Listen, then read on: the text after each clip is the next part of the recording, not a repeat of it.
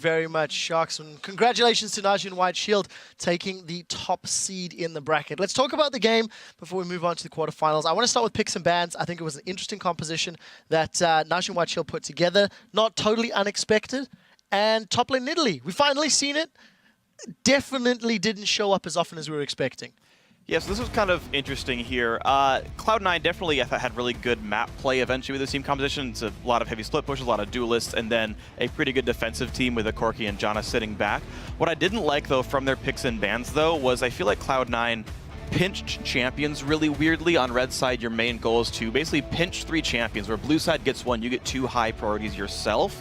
Nidalee and Corki both didn't feel like pinchable champions, whereas like banning Lee Sin, taking Kha'Zix, to me would have been the more obvious choice for setting yourself up for a powerful composition.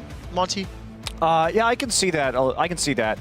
The thing is, though, is the early takeaway of Nidalee really... NaJin White Shield is a team that likes to play Nidalee in the top lane. And just to go over to picks and bans here a little bit, what people may not know is that Save will play Teleport Zed in the top lane.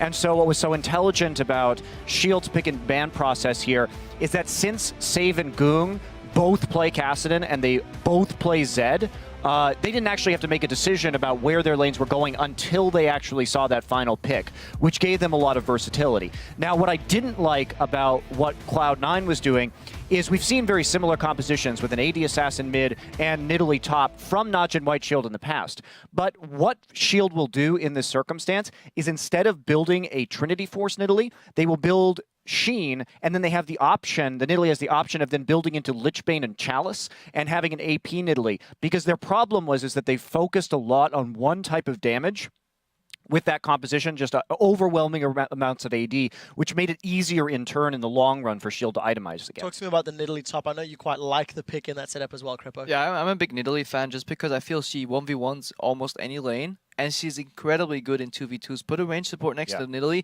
and she will come out of the lane swap less behind than the enemy top laner in nearly all the cases. The only thing that can really rival it in my opinion, is a Rise and a range support.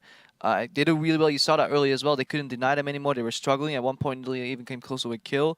The only reason I feel like you could swap into a Nidalee is if you just want to keep her down. You don't want her to become a split-pushing monster if you have no way for doing that in lane. Now, something I point out with the Nidalee is that I'm almost certain that Boss has never played against a Kassadin top as Nidalee. That is not a champion you see in North America, ever. And it's only almost exclusive to Korea, and I don't think they expected that, because when you think about that matchup, you're like, oh, I wouldn't want to take that matchup, and they lane swapped, and they were doing pretty well in the lane swap, but the Zillion passive allowed Kassadin to get the levels he needed to make sure that when he swapped back into Nidalee, he was able to actually lane from a little bit of a CS deficit. Yeah, I really like the Nidalee, the Zillion pick router as well, because I really like Zillion with 2 high damage, high mobile assassins that can just go in, and when the enemy team tries to kill you, you just cock block the with the ultimate. Wow. Right, let's get to the replay really quickly. Pull this one up onto your screen. The mid game played out in favor of NaJin Shield for the most part, but Cloud9 really made Shield work. They put a lot of pressure in this bottom lane. They, got the inhib down, I think, twice. Let's roll the clip out, and Crepo, maybe talk to me about the way Cloud9 was trying to play this. This is the play that eventually led to the Baron for Shield. When you're this far behind, all you can do is open up the map and try and bait people into overkilling your split push. Right here, he barely gets out and just gets enough damage, and this is a mistake. There's a Zhonya's and there's a Zillion ulti. Neither get used. Balls recognize he doesn't have to chase that anymore, and he goes for the inhib. He will get that inhib at the end, paying his life for it.